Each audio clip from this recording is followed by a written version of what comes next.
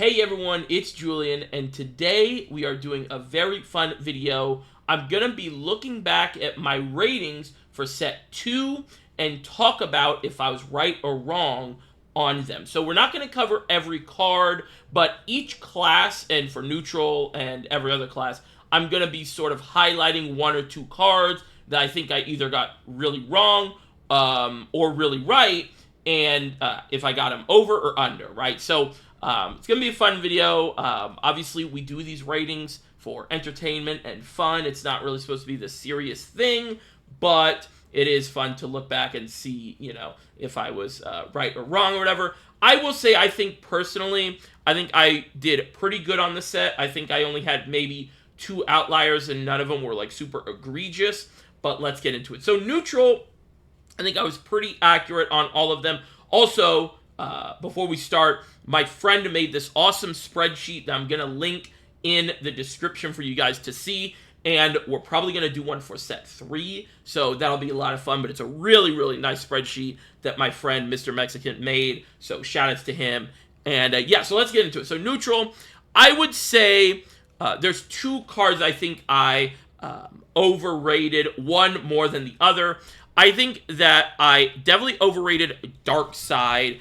I had Darkside as a 4, and in my head, I thought it was going to be very much used in the classical spell boost that we had in set 1. But of course, as we know, spell boost evolved into this hybrid super control deck, right? So, and this just doesn't have a place, but I just saw, you know, spell that has some early game damage and also has some applications in the late game with some storm threats, and especially since we got Odin, right? So I'd say Darkside definitely was a miss. I think I was over on that one. Another card that I think was a miss was Sharetta. I gave Sharetta a 3, and most of that was because I thought that she was going to be used in other classes as well as a premium 2-drop, 2/2, but she's pretty much just used in Ward Haven, so I think I'd probably re-rank it as a 2.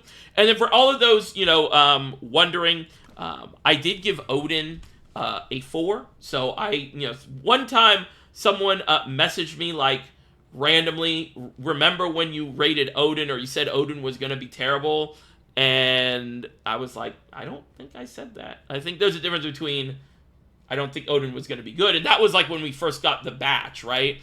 And then towards the end of the reveal season, I said, no, he's a 4 out of 5, right? So I think he is a 5 out of 5, though. I think I would say 5 out of 5, but I did think he was good by the end of the reveal season, which was literally 5 days long, right? So that is neutral. Overall, I think the rest of the stuff I rated pretty accurately. At other, I think Grimnir as a 4 is pretty fine. I had Grimnir as a 4. And I think he's used in enough classes and is impactful enough to be considered a 4. So that is neutral. Then we move on to Forest. Forest, there's a big outlier. I think this is the one I was wrong about the most, and that is Ambush from Above. Obviously, you guys know, if you guys have been watching the recent videos, I hate the random text, and I think that really hurt this card in my mind for rating it. And I saw deal 2 damage randomly, and I was like, no. But this is very good in Roach. So this is, I wouldn't say it's a 5 out of 5, but I gave it a 1. Definitely think it's better than a 1. But just Forest is still, you know. And then what else did I give? I gave Woodwalkers a 1. I think that's fine. I got Wildheart a 1. I think that's fine. I did give Fairy Fencers and Garden's Allure of 4 and 5 respectively. I would still stick to those ratings. I think Fairy Fencer is really strong card, and if we ever get away from from pure Roach, I think you would play her. And I think most of the time you would play her in Roach if it was like a different style of build or a different style of meta, right? And then the draw spell, the Garden's Allure, I do still think is a 5 out of 5. I think this is an insanely strong card for Forest. But overall, I would say Forest is probably a miss for me just because of the Ambush from Above. But granted, I don't like Forest, and I don't play Forest a ton, right? So, yeah. Then we move on to Sword. And I think a lot of people will say that my biggest L was Seria. I gave Seria a 1. I still think this card is dog water. I think this card sucks a lot. I think this card is terrible. I would still give it a 1. If you guys want to fight me in the comments, that's fine. I think this card is terrible. So I'm going to stick to that. I don't think I was wrong about that. I do think... Is there anyone, like... oh, yeah, the big one, and this is kind of an asterisk because...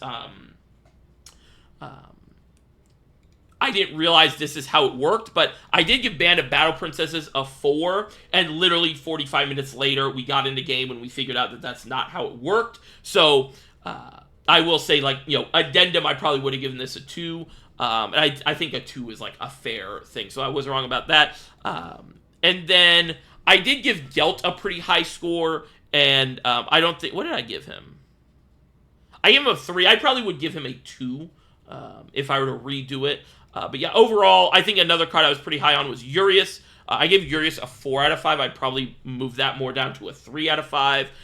So I would say outside Saria, which that's just my opinion. You know, you guys can have your own.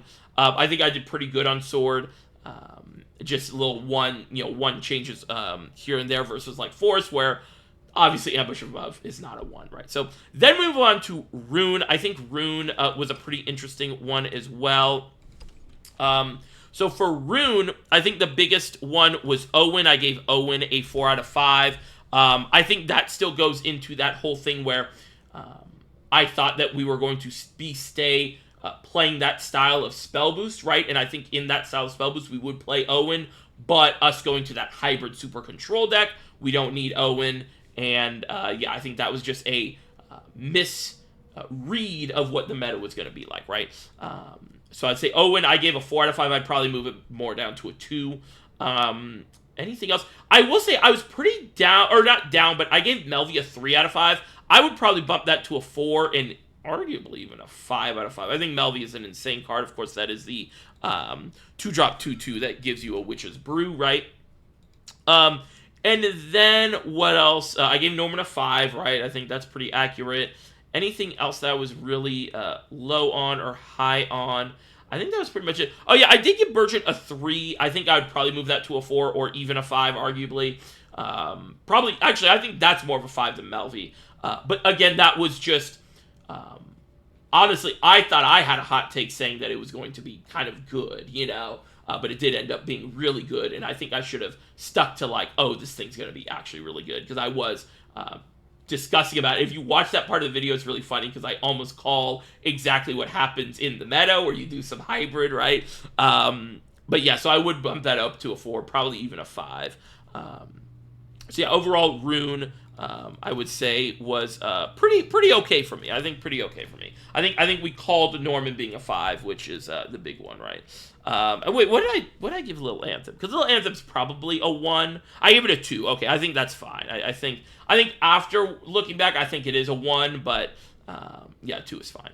Then we move on to Dragon. I think Dragon, of course, had some big ones. I was pretty correct on Fenny being unplayable, garbage.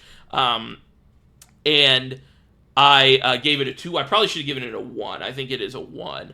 But there's some other cards I think I got pretty good. The Pyreworm Blade, I gave a 4, and I think I had that pretty good. Remember, I talked about in the last SVO, I played against a player who was using it, and it was really, really strong, and it really made me rethink about Ramp Dragon. I think this card, I gave a 4 out of 5. I probably maybe would move it down to a 3 out of 5, because it wasn't used a ton, but I think it's because the only deck people were playing was Fenny, which was just unplayed, just a non-starter, And then we have, what else did I gave Felina 5. Maybe I'd move that down to a 4, but I do think that is still one of the best, if not the best Dragon card in the game. Neptune, I gave a 4 out of 5. And then any other big misses? I think the big miss for me, the big over, was Intent Dragon Newt Princess. I still think this card could be good eventually, just as a fighter in the early game, and then late game it draws, but we are getting the new Servant of Disdain retrain that I think will replace a card like this, so I think this is probably more like a 2 or even maybe a 1, but yeah, that was Dragon. Then we move on to Abyss. Abyss was interesting. It got some really, pretty okay cards and some really bad cards. And some of the cards I'm gonna hold my ground like I did with Saria. I think the biggest one is Winged Servants. Obviously, this card was played a lot, right? But this was the card. This and Errol, I think her name was, the 3-drop that gives all bats Storm, were the 2 cards that I saw were being played in Aggro Abyss, and I was like, nope, this deck is terrible. Like, you cannot have a competent deck playing Winged Servants and Errol. Like, it just can't happen. And I think we did see that eventually shift. We did see Aggro Abyss start to become mid-range Abyss, right?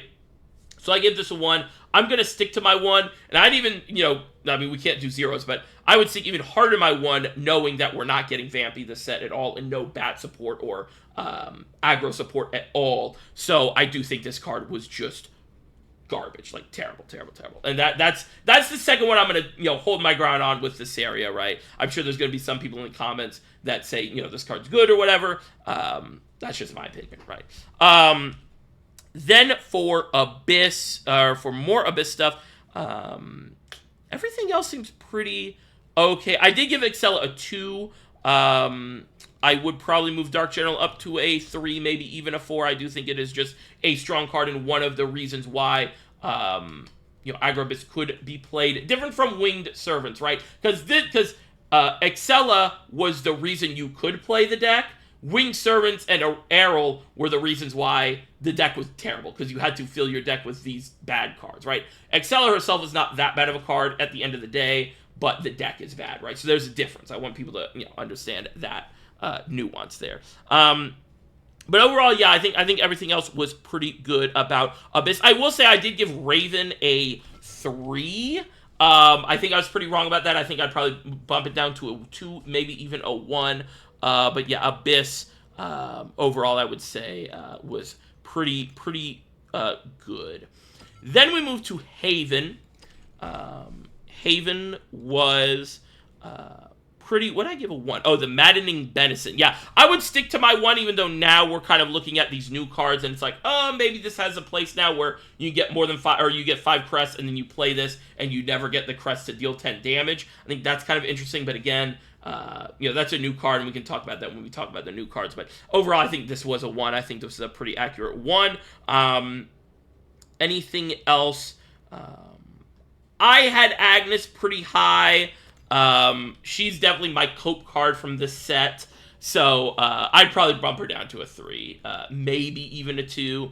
But here's hoping we still keep getting Amulet support. And as more Amulets come to the game, this card's going to be even better and better, right?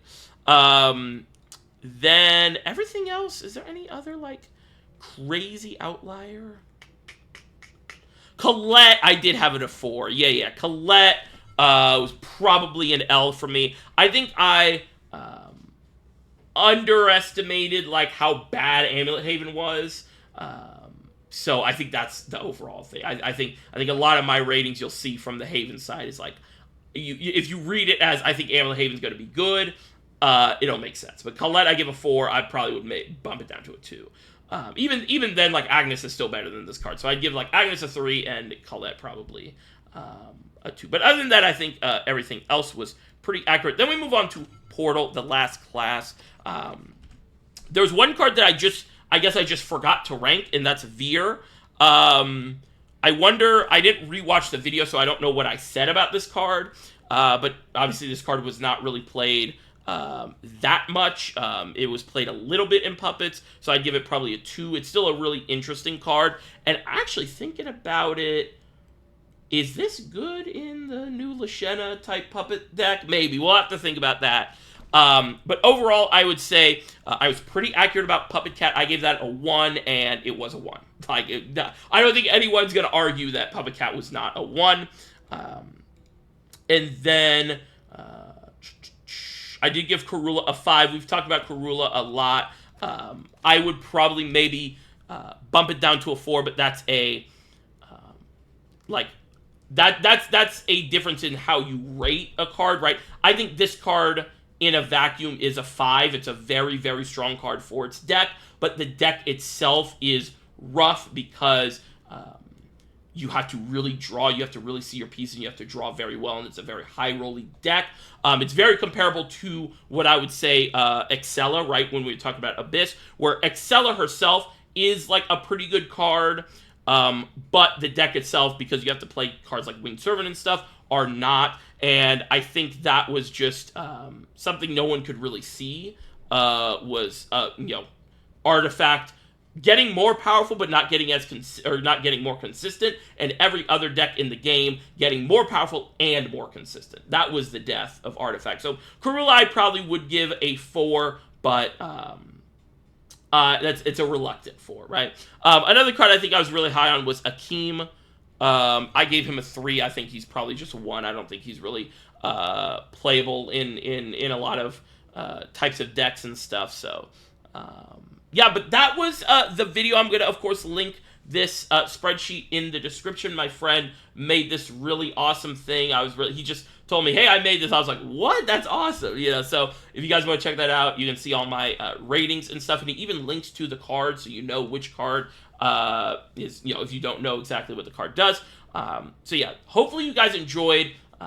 Again, this is just, entertainment, right? It's I don't care if, like, I'm super right or super wrong. I know a lot of people do. I know a lot of people do take pride in being like, I was right about the pre-reveal season or whatever. But this is just for fun, and I'm just trying to give my opinions and stuff. But hopefully you guys enjoyed us looking back. And if there's, see if there's anything we can take going into set 3 reveals, and when we get the portal updated in about 5-6 hours. One thing I will say is we did get a new neutral legendary just revealed, and it's very similar to Darkside, and Darkside I rated very high. I think I'm going to rate that card very low, and that's something we can learn from as an example, right? But yeah, hopefully you guys enjoyed, and I will see you guys next time. Bye-bye.